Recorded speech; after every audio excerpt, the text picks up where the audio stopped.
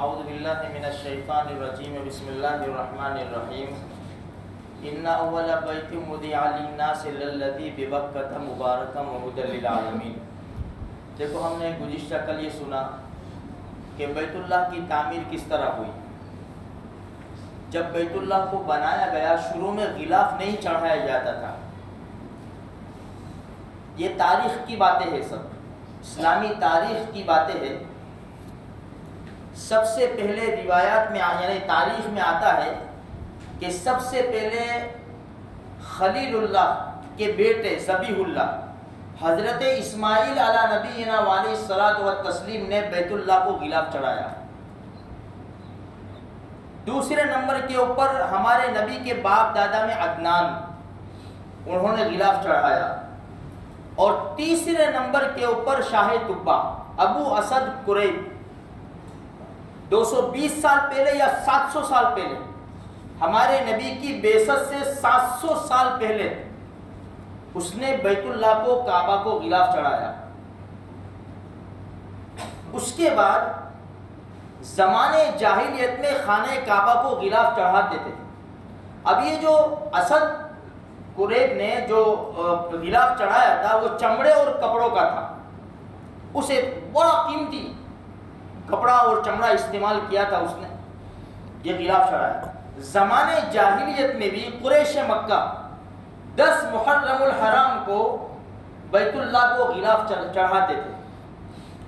اسلامی تاریخ میں نبی کریم صلی اللہ علیہ وسلم نے جب مکہ فتح کیا، مکہ میں داخل ہوئے، تو ہمارے نبی نے یمن کی چادر کا بنا ہوا غلاف، کالے کلر کا سیاہ رنگ کا، وہ غلاف ہمارے نبی نے چڑھایا۔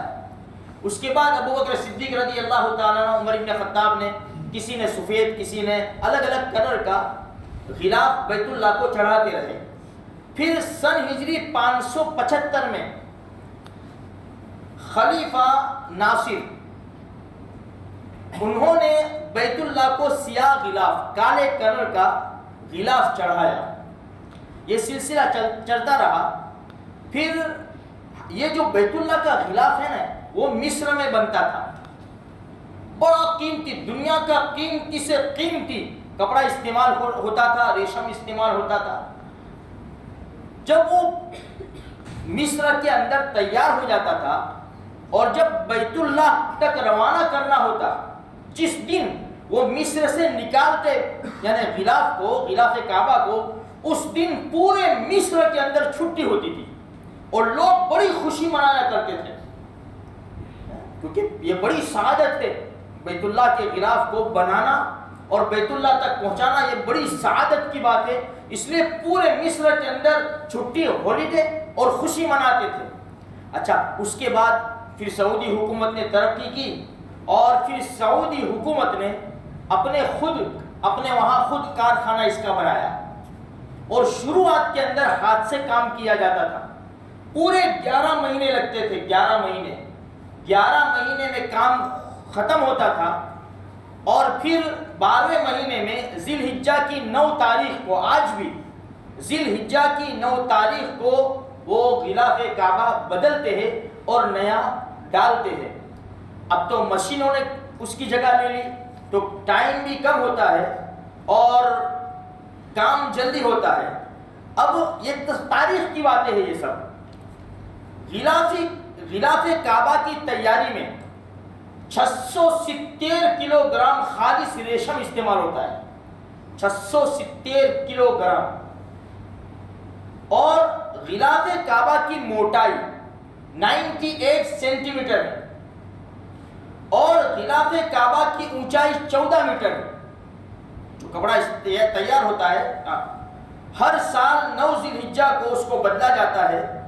اچھا، اس کی تیاری پر یہ پورا ریشم اور چاندی وغیرہ سب تار وغیرہ، ایسا بھی لکھا ہے یعنی تاریخ میں کہ اٹلی وہاں سے اور جرمن سے ابھی بھی سامان آتا ہے، کچھ سامان آتا ہے اور اس کے ذریعے بیت اللہ کا یہ غلاف تیار کیا جاتا ہے۔ دنیا کا قیمتی سے قیمتی کپڑا استعمال ہوتا ہے۔ کتنا خرچہ آتا ہے ایک سال کے اندر؟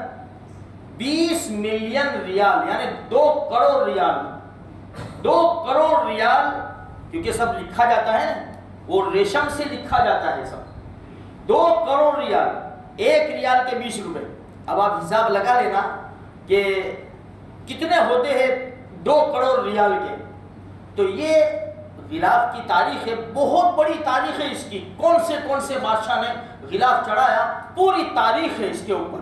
تو خیر کہنے کا مقصد یہ ہے، یہ وہی کپڑا ہے، یہ وہی غلاف ہے، ہم جسے گنہگار وہاں جاتے ہیں اور اس کو چمٹ کر وہ کپڑے میں لپٹ کر اللہ کے سامنے آہوزاری کرتے ہیں۔